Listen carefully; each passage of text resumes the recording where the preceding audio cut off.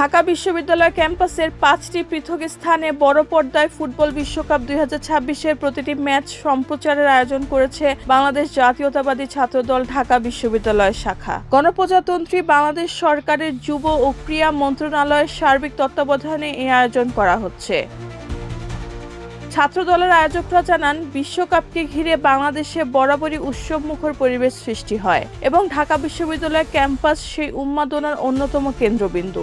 শিক্ষার্থীদের আনন্দ ও অংশগ্রহণ নিশ্চিত করতে এই উদ্যোগ নেওয়া হয়েছে। বাংলাদেশ জাতীয়তাবাদী ছাত্রদল ঢাকা বিশ্ববিদ্যালয় শাখার দপ্তর সম্পাদক বলেন, বিশ্বকাপকে ঘিরে ঢাবি শিক্ষার্থীদের আগ্রহ সবসময় ব্যাপক।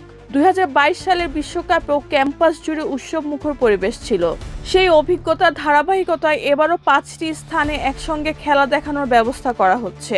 তিনি জানান, বৈরী আবহাওয়ার কারণে স্ক্রিন স্থাপনে কিছুটা সময় লাগলেও আগামী একদিনের মধ্যে সবগুলো ভেন্যুতে সম্প্রচার চালু করা সম্ভব হবে।